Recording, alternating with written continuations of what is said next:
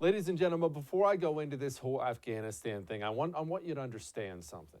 I want you to understand and keep in the back of your mind as we go through this the human element to all this, the human element as in the loss of life, the loss of limbs when it comes to that war, to any war.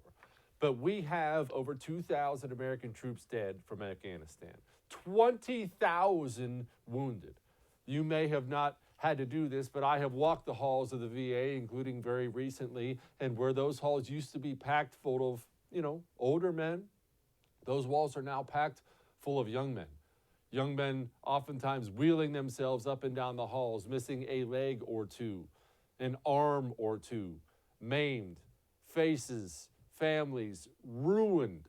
War is a awful thing. It is a truly, truly awful thing. Having seen it myself, I wouldn't wish it on anybody.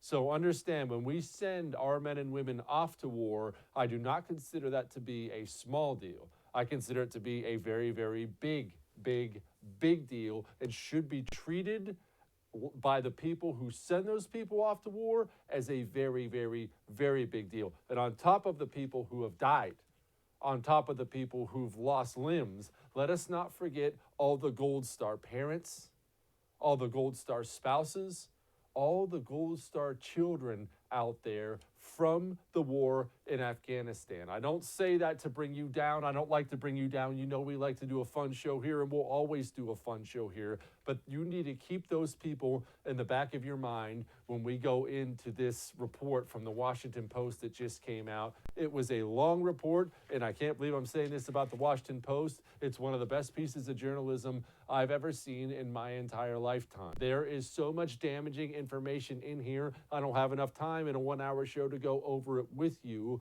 Essentially, this is what it says, and I don't have a better way to put it than this. Very, very, very early on, the United States of America realized that they had no idea what they were doing in Afghanistan. They didn't know what our mission was. They didn't know what our mission should be. They didn't know what the enemy was doing. They didn't know who the enemy was half the time. Is it Al-Qaeda? Is it the Taliban?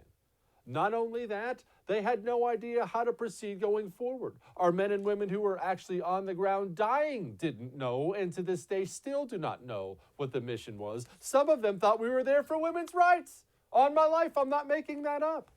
And now, it gets worse, ladies and gentlemen. Now, they don't know how to get out. We still don't know who the enemy is. We still don't know who the mission is, and we have no idea how to get out of a country that we do not understand. We took a government, we propped up this brand new government in Afghanistan thinking that they would understand a strong central democracy when that's completely foreign to anything those people have ever known in their lives.